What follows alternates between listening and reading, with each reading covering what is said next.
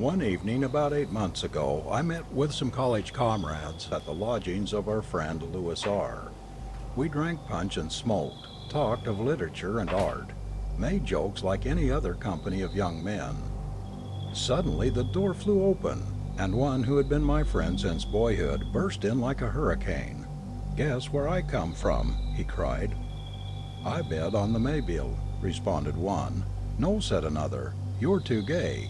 You come from borrowing money, from burying a rich uncle, or from pawning your watch." "You're getting sober," cried a third, "and as you scented the punch in Louis's room, you came up here to get drunk again." "You're all wrong," he replied. "I come from P in Normandy, where I have spent 8 days, and whence I have brought one of my friends, a great criminal, whom I ask permission to present to you." With these words he drew from his pocket a long, black hand, from which the skin had been stripped. It had been severed at the wrist. Its dry and shriveled shape, and the narrow, yellowed nails, still clinging to the fingers, made it frightful to look upon. The muscles, which showed that its first owner had been possessed of great strength, were bound in place by a strip of parchment-like skin. "Just fancy," said my friend. "The other day they sold the effects of an old sorcerer, recently deceased, well known in all the country. Every Saturday night he used to go to witch gatherings on a broomstick. He practiced the white magic and the black, gave blue milk to the cows, and made them wear tails like that of the companion of St. Anthony. The old scoundrel always had a deep affection for this hand, which, he said, was that of a celebrated criminal, executed in 1736 for having thrown his lawful wife headfirst into a well, for which I do not blame him, and then hanging in the belfry the priest who had married him. After this double exploit he went away, and during his subsequent career, which was brief but exciting, he robbed 12 travelers, smoked a score of monks in their monastery, and made a seraglio of a convent." "But what are you going to do with this horror?" we cried. "Et parbleu, I will make it the handle of my doorbell and frighten my creditors." "My friend," said Henry Smith, a big phlegmatic Englishman, "I believe that this hand is only a kind of Indian meat, preserved by a new process. I advise you to make bouillon of it." "Rail not, messieurs," said, with the utmost sang-froid, a medical student who was 3/4 drunk, "but if you follow my advice, Pierre, you'll give this piece of human debris Christian burial, for fear lest its owner should come to demand it. Then, too, this hand has acquired some bad habits, for you know the proverb, 'Who has killed will kill.'" "And who has drank will drink," replied the host as he poured out a big glass of punch for the student, who emptied it at a draught and slid dead drunk under the table. His sudden dropping out of the company was greeted with a burst of laughter, and Pierre, raising his glass and saluting the hand, cried, "I drink to the next visit of thy master." Then the conversation turned upon other subjects, and shortly afterward each returned to his lodgings. About 2 o'clock the next day I was passing Pierre's door. I entered and found him reading and smoking. "Well, how goes it?" said I. "Very well," he responded. "And your hand?" "My hand? Did you not see it on the bell-pull? I put it there when I returned home last night. But apropos of this, what do you think? Some idiot, doubtless to play a stupid joke on me, came ringing at my door towards midnight. I demanded who was there, but as no one replied, I went back to bed again and to sleep. At this moment the door opened, and the landlord, a fat and extremely impertinent person, entered without saluting us. "Sir," said he, "I pray you take away immediately that carrion which you have hung to your bell-pull. Unless you do this, I shall be compelled to ask you to leave." "Sir," responded Pierre with much gravity, "you insult a hand which does not merit it. You know that it belonged to a man of high breeding?" The landlord turned on his heel and made his exit without speaking. Pierre followed him, detached the hand and affixed it to the bell cord hanging in his alcove. "That is better," said he. "This hand, like the brother, all must die, of the Trappists, will give my thoughts a serious turn every night before I sleep. At the end of an hour I left him and returned to my own apartment.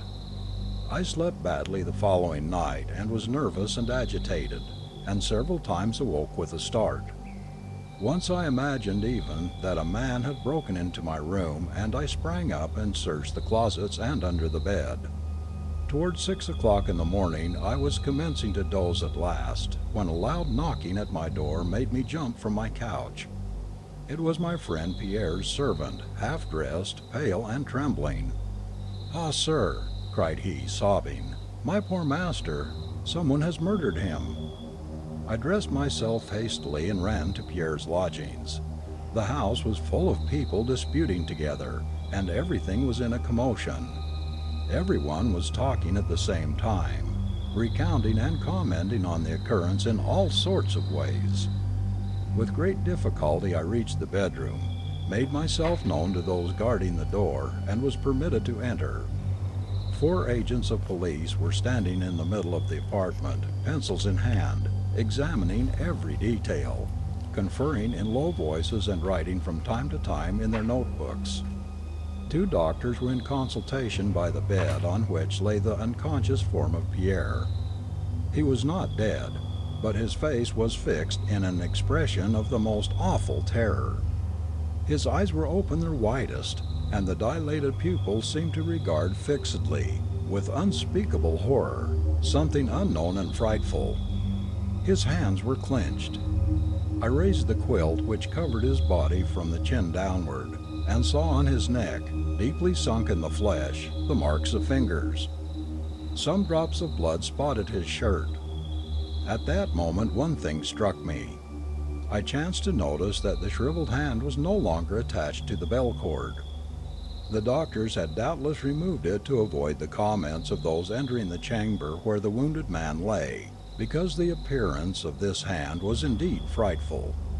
I did not inquire what had become of it. I now clipped from a newspaper of the next day the story of the crime with all the details that the police were able to procure. A frightful attempt was made yesterday on the life of young M. Pierre B. student, who belongs to one of the best families in Normandy. He returned home about 10 o'clock in the evening, and excused his valet, Bovin, from further attendance upon him, saying that he felt fatigued and was going to bed. Towards midnight, Bovin was suddenly awakened by the furious ringing of his master's bell. He was afraid and lighted a lamp and waited. The bell was silent about a minute, then rang again with such vehemence that the domestic, mad with fright, flew from his room to awaken the concierge, who ran to summon the police, and at the end of about 15 minutes, 2 policemen forced open the door. A horrible sight met their eyes. Furniture was overturned, giving evidence of a fearful struggle between the victim and his assailant. In the middle of the room, upon his back, his body rigid, with livid face and frightfully dilated eyes, lay motionless young Pierre B., bearing upon his neck the deep imprints of 5 fingers. Dr. Bourdian was called immediately, and his report says that the aggressor must have been possessed of prodigious strength, and have had an extraordinarily thin and sinewy hand, because the fingers left in the flesh of the victims 5 holes like those from a pistol ball, and had penetrated until they almost met. There is no clue to the motive of the crime or to its perpetrator. The police are making a thorough investigation. The following appeared in the same newspaper next day. Monsieur Pierre B., the victim of the frightful assault of which we published an account yesterday, has regained consciousness after 2 hours of the most assiduous care by Dr. Bourdian. His life is not in danger, but it is strongly feared that he has lost his reason. No trace has been found of his assailant. My poor friend was indeed insane. For 7 months I visited him daily at the hospital where we had placed him, but he did not recover the light of reason. In his delirium strange words escaped him, and, like all madmen, he had one fixed idea. He believed himself continually pursued by a spectre. One day they came for me in haste, saying he was worse, and when I arrived I found him dying. For 2 hours he remained very calm, then suddenly, rising from his bed in spite of our efforts, he cried, waving his arms as if a prey to the most awful terror, "Take it away! Take it away! It strangles me! Help! Help!" Twice he made the circuit of the room, uttering horrible screams, then fell face downward, dead. As he was an orphan, I was charged to take the body to the little village of P in Normandy, where his parents were buried. It was the place from which he had arrived the evening he found us drinking punch in Louis R's room, when he had presented us the Flayed Hand. His body was enclosed in a lead coffin, and 4 days afterwards I walked sadly beside the old curé, who had given him his first lessons, to the little cemetery where they dug his grave.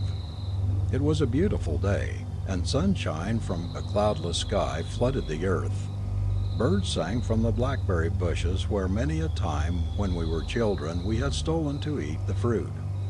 Again I saw Pierre and myself creeping along behind the hedge and slipping through the gap that we knew so well, down at the end of the little plot where they buried the poor. Again we would return to the house with cheeks and lips black with the juice of the berries we had eaten. I looked at the bushes. They were covered with fruit. Mechanically I picked some and bore it to my mouth. The curé had opened up his breviary and was muttering his prayers in a low voice. I heard at the end of the walk the spades of the gravediggers who were opening the tomb. Suddenly they called out. The curé closed his book, and we went to see what they wished of us. They had found a coffin. In digging, a stroke of the pickaxe had started the cover, and we perceived within a skeleton of unusual stature, laying on its back, its hollow eyes seeming yet to menace and defy us. I was troubled, I know not why, and almost afraid. "Hold!" cried one of the men. "Look there!" One of the rascal's hands had been severed at the wrist. "Ah, here it is!" And he picked up from beside the body a huge withered hand and held it out to us. "See," cried the other, laughing, "see how he glares at you, as if he would spring at your throat to make you give back his hand." "Go," said the curé, "leave the dead in peace and close the coffin.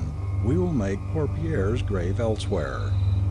The next day all was finished, and I returned to Paris, after having left 50 francs with the old curé for masses to be said for the repose of the soul of him whose sepulchre we had troubled.